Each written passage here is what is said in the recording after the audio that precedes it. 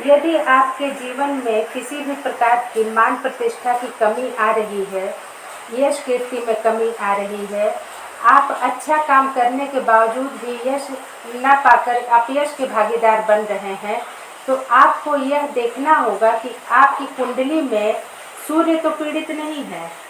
सूर्य का पीड़ित होना, सूर्य का कमजोर होना, सूर्य का शत्रु घर में बैठना, यह सब बातें इस बात की द्योतक है कि आपके जीवन में मान प्रतिष्ठा में कमी आएगी।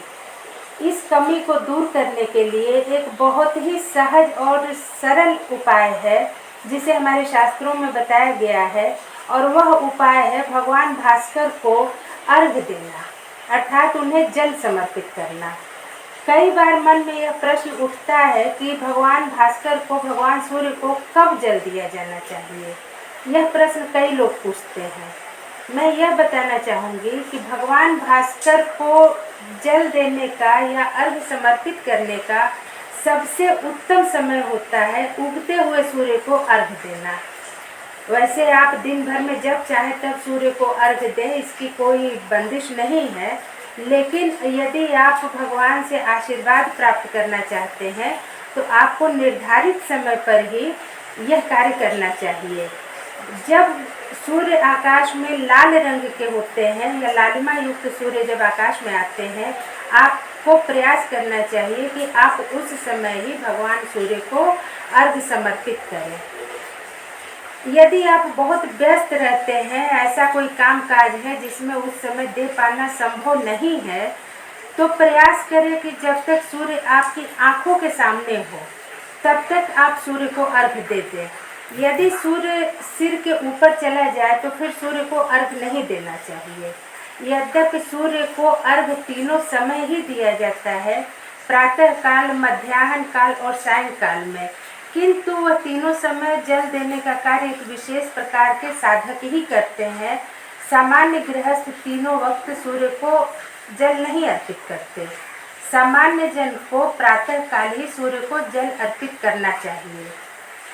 दूसरा प्रश्न यह उठता है कि सूर्य को जब हम जल अर्पित करते हैं, जब अर्घ्य देते हैं, तो उसमें किन किन वस्तुओं का समावेश करना चाहिए।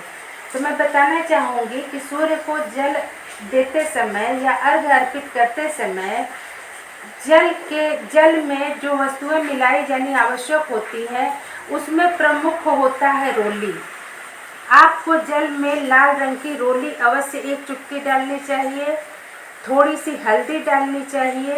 यदि संभव हो तो 1 बूंद शहद भी उसमें मिला लेना चाहिए। कुछ चावल के दाने भी उसमें डाल लेने चाहिए जो अक्षत होना चाहिए, अर्थात चावल के दाने टूटे हुए नहीं होने चाहिए। इसके साथ ही लाल रंग का पुष्प भी उसमें रखना चाहिए। ये वस्तुएं मिला करके सूर्य को अर्घ्य देना चाहिए।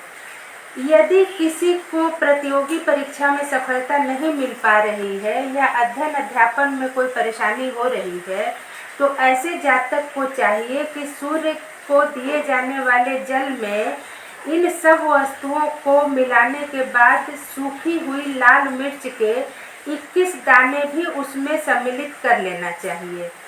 इतनी वस्तुएं मिलाकर भगवान सूर्य को अर्घ्य देना चाहिए। भगवान सूर्य को अर्घ्य देते समय प्रयास करना चाहिए कि अर्घ्य का पात्र अर्थात लोटा हमारे आँखों से कुछ ऊपर हो। इस प्रकार जब हम जल देते हैं तो हमारी आँखों और सूर्य भगवान के बीच में दिए जाने वाले जल की धार गिरनी चाहिए, अर्थात हम जल की धार से ही भगवान सूर्य का दर्शन करें। एक और बात का हमें ध्यान रखना चाहिए कि जब हम सूर्य को जल देते हैं या अर्घ्य समर्पित करते हैं, तो सूर्य को दिए जाने वाले जल का छींटा हमारे पैरों पर बिल्कुल नहीं पड़ना चाहिए और न ही जल के ऊपर हमारा पैर पड़ना चाहिए। इन सब नियमों का पालन करने के बाद यदि आप श्रद्धा पूर्वक कुछ दिनों तक, कुछ महीनों तक इस प्रकार भगवान सूर्य को अर्घ्य समर्पित करते हैं, तो यकीन मानिए भगवान भास्कर का आशीर्वाद आपको जरूर मिलेगा।